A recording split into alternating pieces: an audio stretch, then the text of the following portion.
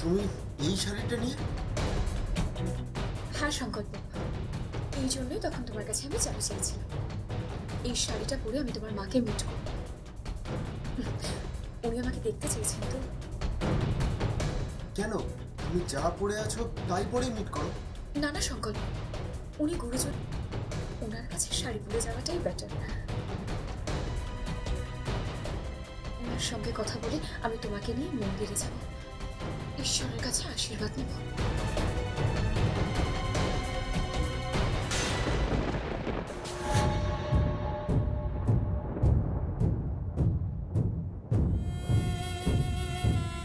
আমি ভাবতে পারিনি সুনিধি তুমি এতটা পাল্টে গেছো। তুমি দেখো,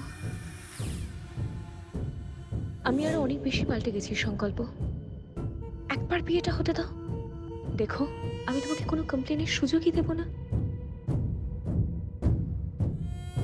আমি তোমাকে অনেক সুখে রাখবো সংকল্প, অনেক সুখে। যাই, আমি চেঞ্জ করে আসি।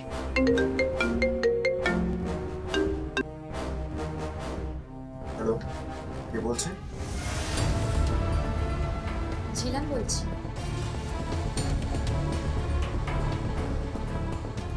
কেন ফোন করছো এখানে?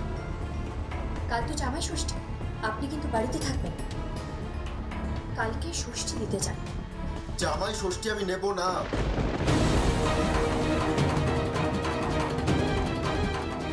হ্যাঁ, আর জামাই কিসের জামাই? হ্যাঁ, কিসের জামাই? তোমার বোন ডিভোর্স পেপার সাইন করে দিয়েছে, তাই এখন আর আমি তোমাদের জামাই নই। তাই কোনো জামাই ষষ্ঠী আমি নেব না। ষষ্ঠী তো হবে সংকল্প, লক্ষ্মী ছেলের মতো আছে। নইলে নইলে কি? জোর করতে কি আর ভালো লাগে? ছিলাম। চোখ রাগাবেন না। আপনি সম্পর্কে আমার বোনের বর, আমার ভগ্নিপতি, পায়ে হাত দিয়ে প্রণাম করতে হয়।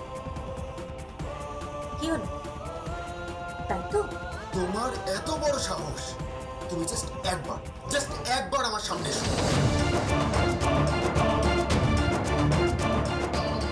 এসেছিলাম তো, কোর্টে এসেছিলাম। আপনি তো কিচ্ছু করতে পারলেন না, আর কিচ্ছু করতে পারবেন না। আর বাকি রইল আমার বোনের কথা। আমার বোন তো টাকা ফেরত দিয়ে দেবে, আর আমিও টাকা ফেরত দিয়ে দেব। ভুলেও যদি অন্য কোনো মেয়েকে বাড়িতে তোলার চেষ্টা করে, তাহলে তার ফল কিন্তু খুব খারাপ হবে। সালঙ্কারা ব্যানার্জি যখন চেয়েছে ওই বাড়ির দরজায় তাদের প্রিয়মের বরণ হবে, তো তাই হবে। না, এই বাড়ির দরজায় প্রিয়মের বরণ হবে না।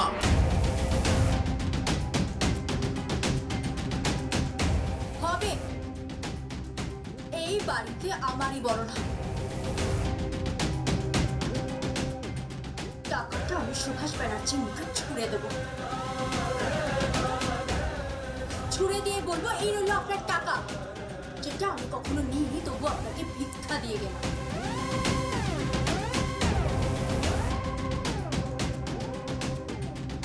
তারপর তোমার সাথে আমি বোঝাপড়া করে নেবো সংকল্প। আর যাই করো, স্বামী স্ত্রীর অগ্নি সাক্ষী রাখা বৈবাহিক সম্পর্ক নিয়ে কখনো ছেলে খেলা করো না।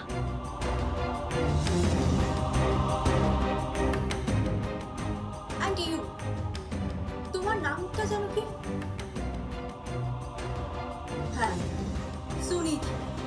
কখনো নিধি, কখনো সুনিধি, কখনো শর্ট ড্রেস, কখনো শাড়ি, কখনো পার্টি, কখনো পুজো। জানি না তো নাটক কেন করছো, কিন্তু তুমি যেটা চাইছো সেটা কখনো পাবে না। সংকল্পর সাথে তোমার বিয়ে হবে না, তার আগেই আমি টাকাটা এনে সুভাষ ব্যানার্জির মুখে ছুঁড়ে দেব। জীবনে পারবে না। ঠিক তাই। আসলে এতগুলো টাকাও একসাথে কোনোদিন দেখিনি। সুনিধি, তুমি তৈরি হয়ে নাও। সংকল্প, সুনিধি তোর মায়ের সাথে দেখা করতে যাবে, তোরা তৈরি হয়ে নে, যা। ফোনটা আমি রাখছি ছিল। কালকে তো বাড়িতে থাকবো, আসছি আমি। হয়েছে জামাই ষষ্ঠী। জামাই ষষ্ঠী হবে না। তুমি যদি জামাই ষষ্ঠী করতে পারো তো আমিও বুঝে নেব। বেশ, তবে তাই হোক।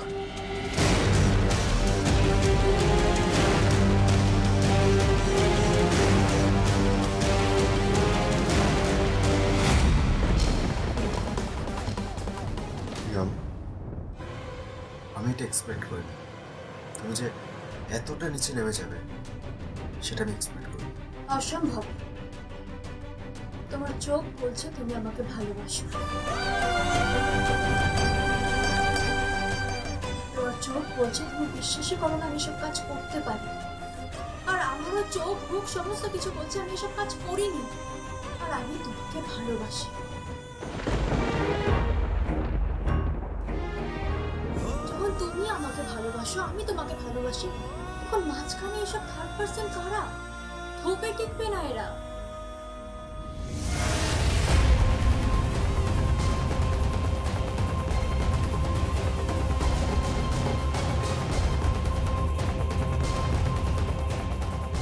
How dare she?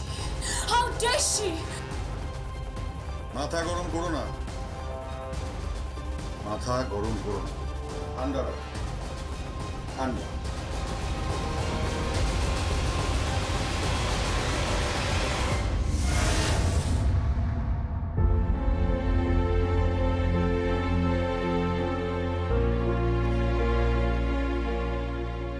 আমি তোমাকে সত্যি খুব ভালোবাসি প্রিয়া, খুব ভালোবাসি। কিন্তু তুমি এটা কি করলে? বিশ্বাস ভঙ্গ করলে, বিশ্বাস ভঙ্গ করলে তুমি। তুমি তুমি কেন টাকাটা দিলে? আর কেনই বা ডিভোর্স পেপারে সাইন করে দিলে? কেন?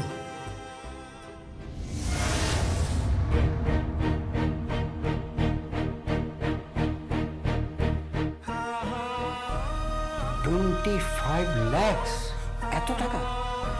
একটা ছোট্ট বিজ্ঞাপনের জন্য এত টাকা? এরকমই নিয়ে থাকে। শাড়ির নতুন বিজ্ঞাপনের জন্য শালঙ্কারাকে খোঁজ করছিল। তাই আমি দেখি শালঙ্কারের সাথে কথা বলে দেখি। প্রিয়াম, তুমি মডেলিং করতে পারবে না?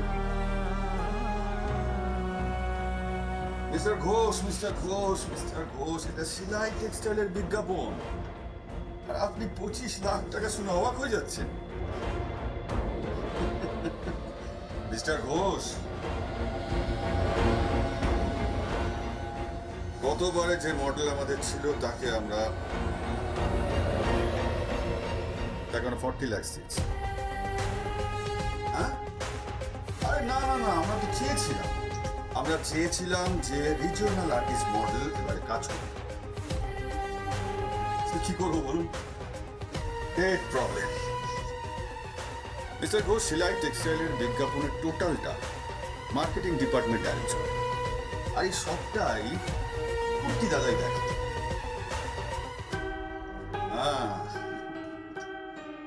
এগিয়ে শুনেছেন, সেলাই টেক্সটাইল একটা ব্র্যান্ড নেম, আর তারই বিজ্ঞাপন। তাই সেলাই টেক্সটাইল মডেলের খরচ নিয়ে ভাবে না, ওটা ফাইনাল। মিস্টার ঘোষ, আমাদের পরের বিজ্ঞাপনে যিনি মডেল, তিনি কত টাকা নিচ্ছেন জানেন? 75 লাখ। হ্যাঁ, আমি তো বললাম এই সমস্ত কুর্তি দাদাই দেখে। আরে সে আর বলতে, শুধু কলকাতাই নয়, ভারতবর্ষের অন্যান্য শহরেও সেলাই টেক্সটাইলের বিজ্ঞাপনের হোর্ডিং বড় বড় করে ছিঁড়ে যাবে।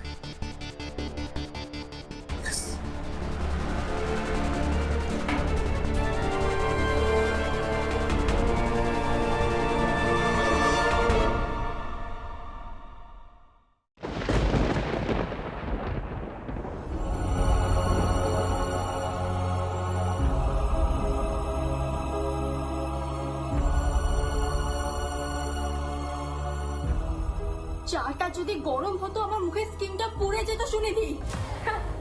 ওই তো দেখতে তোমার ফেসের কোনো ক্ষতি হলো না, কারণ কিচ্ছু যাবে আসবে না, বিশ্বাস করো। কেউ তোমার দিকে মুখ ফিরেও তাকাবে না।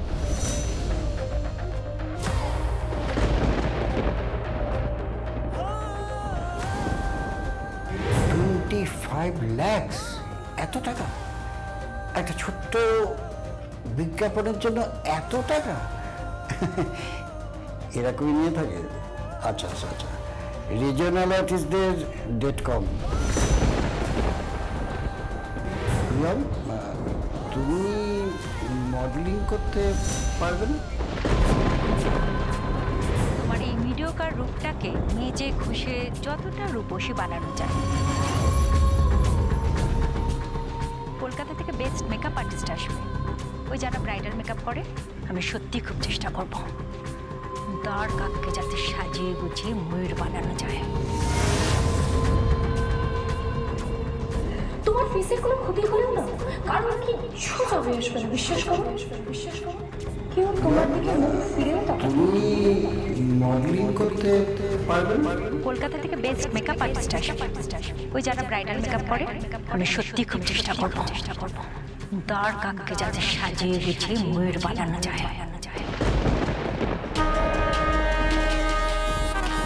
আয়নার সামনে দাঁড়িয়ে দাঁড়িয়ে কি দেখছো? রূপসী?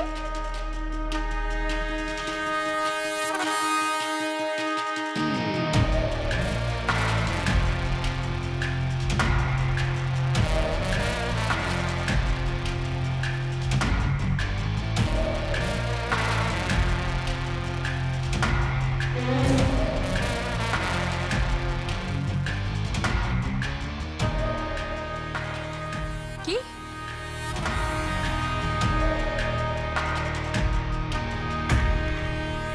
তুমি এভাবে সেজেছো? হ্যাঁ প্রিয়ম, আমাকে একটু হেল্প করে দিতে হবে। কি হেল্প? ঠাকুর ঘরে যেতে হবে, ঠাকুর ঘরে গিয়ে সবকিছু সাজিয়ে দিয়ে আসতে হবে। আমি কি সাজাবো? মানে ঠাকুরকে যেভাবে প্রসাদ দেয়, ঠাকুরকে যেভাবে নৈবেদ্য দেয়, মানে এই বাড়িতে যেভাবে ঠাকুরকে সাজায় আর কি, তুমি আমাকে সবটা দেখিয়ে দেবে। কেন? কারণটা কি?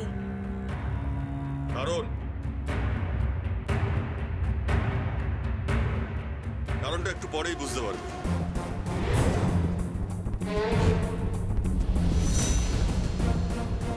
কি কি কারণ? আজ শুভ ষষ্ঠীর দিনে শালঙ্করা ব্যানার্জি এ বাড়িতে আসছে।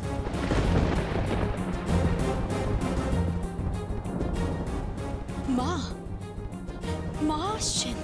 হ্যাঁ আসছেন, তাতে তোমার এত উল্লসিত হওয়ার কিছু নেই।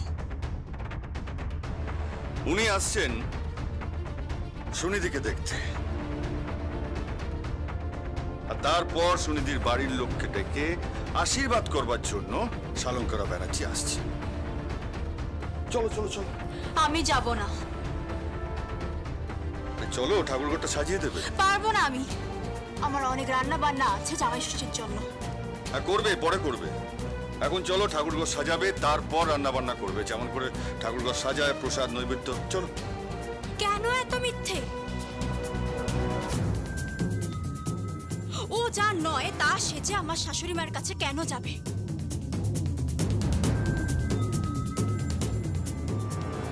এভাবে সবকিছু গোপন করে কেন আমার সংকল্পের জীবনটা নষ্ট করতে চাইছেন আপনারা?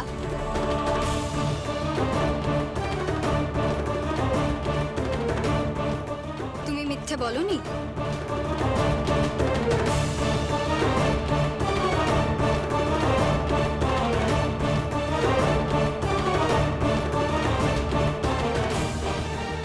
বলনি তুমি কোনো মিথ্যে? তোমাদের বাড়ি থেকে আমাদের ঠকানো হয়নি?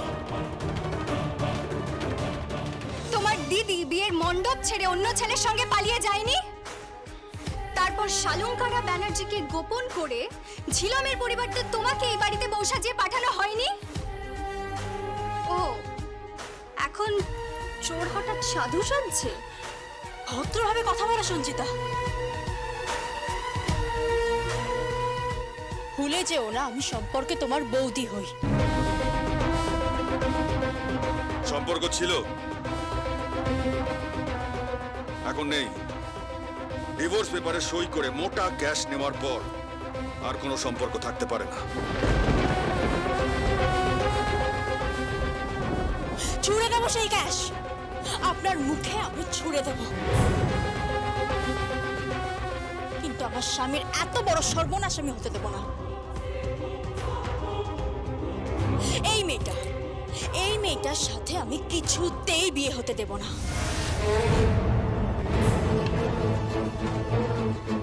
তোমার ক্ষমতাই বা কি? চলো। কোথায়? ঠাকুর ঘরে চলো। ছাড়ো হাতটা, আমি যাব না, আমি যাব না। ছাড়ো, আমি যাব না। ছাড়ো হাতটা।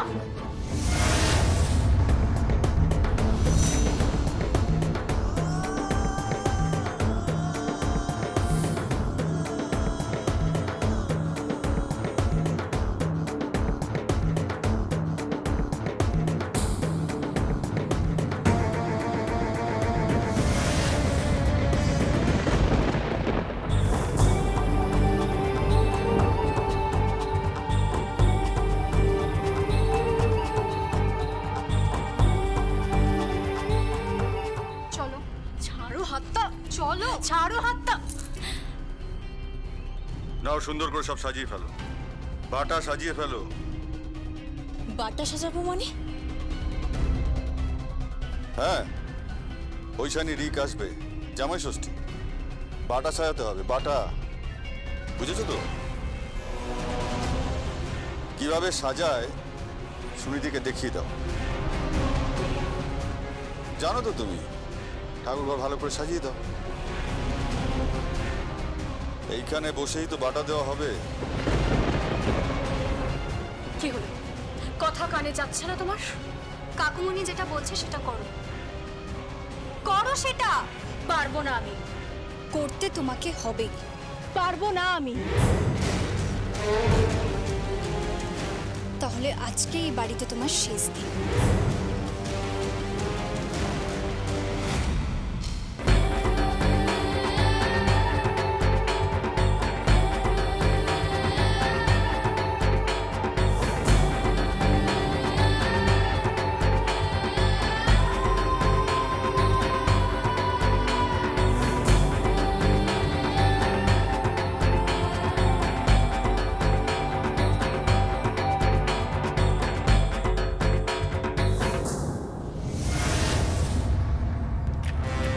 হচ্ছেটা কি? সুভাষ, তুমি ভুলে যেও না, এটা ভদ্রলোকের বাড়ি। আর সঞ্জিতা, তুমি এই শিক্ষা পেয়েছো? তোমার মা তোমাকে এই শিক্ষা দিয়েছেন? ছি ছি ছি ছি ছি ছি ছি। আমি তো বুঝতে পারছি না তোমাদের প্রবলেমটা কি। কেন এই মেয়েটার উপর এরকম জোর জুলুম করছো? সুনিধি, কেন এরকম করছো? এই মেয়েটা তো কদিন পরে চলেই যাবে।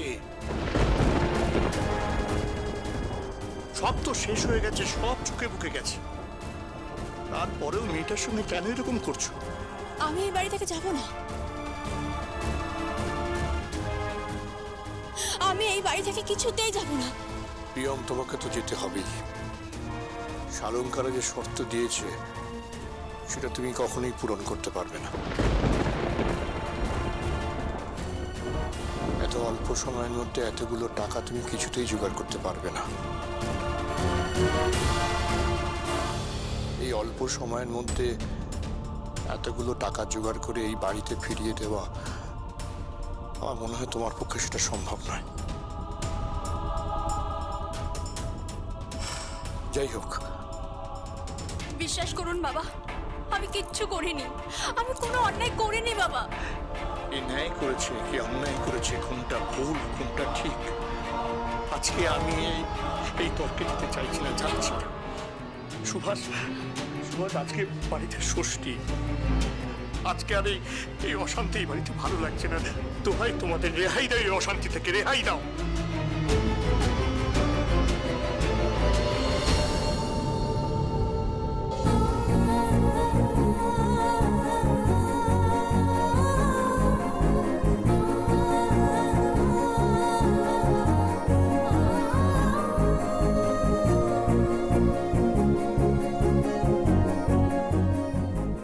মামনি,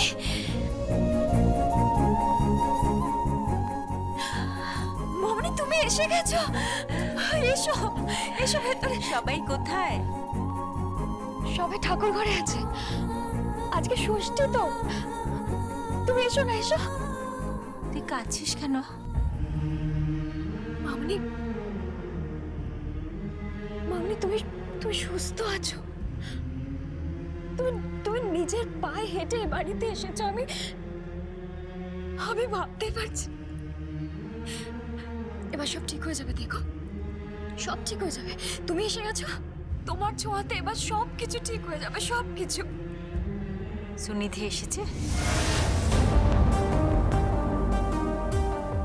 হ্যাঁ, কিন্তু সুনিধিকে দিয়ে কি হবে?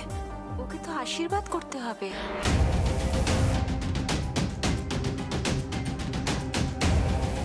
মামনি এসব কি করছো?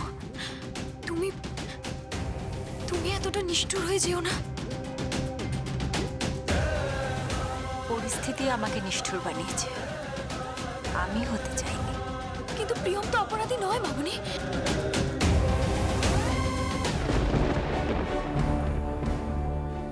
ওরা কোথায়? ঠাকুর ঘরে। চল।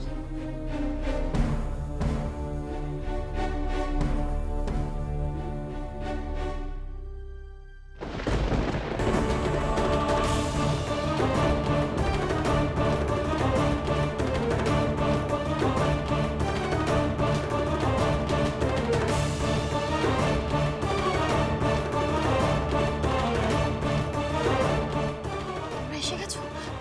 মা আসুন, মাসিমা। ছিলাম বলছি তোমরা কিচেনে চলে যাও। বোন কোথায়? বোন কি কিচেনে আছে? না, তোমার বোনকে ঠাকুর ঘরে নিয়ে গেছে, ওখানে নাটক হচ্ছে। তোমরা তাড়াতাড়ি কিচেনে গিয়ে রান্না বান্না শুরু করে দাও। যদি কেউ চলে আসে? কেউ আসবে না, আর কেউ এলে আমি সামলে নেব। তার মধ্যে তো ঐশানী, পিমনি আর রিক পিসুও চলে আসবে। তোমরা একদম চিন্তা করো না, ওরা সব ম্যানেজ করে নেবে, বুঝতে? তোমরা এখন কিচেনে যাও। এই টগর, এই টগর। হ্যাঁ দোয়েল দিদি। দেখ কারা এসেছে।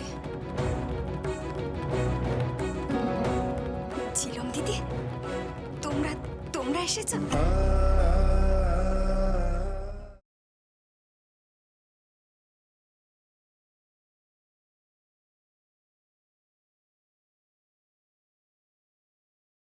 ওই 1 কোটি টাকা যদি তোমরা ব্যানার্জি পরিবারে ফেরত দিতে পারো, তাহলে আমি তোমাকে কথা দিচ্ছি, তোমার বোনের বিয়ে বেঁচে যাবে।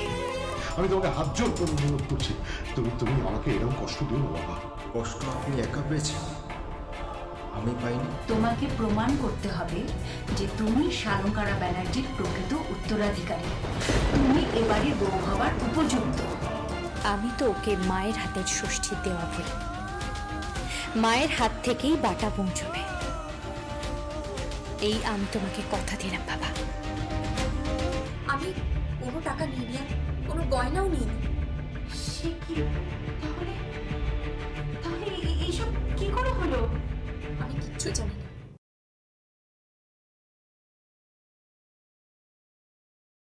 আপনি কি আই লাভ ইউ বলছেন? হ্যাঁ, কি বলছেন আপনি? প্রিয়ম,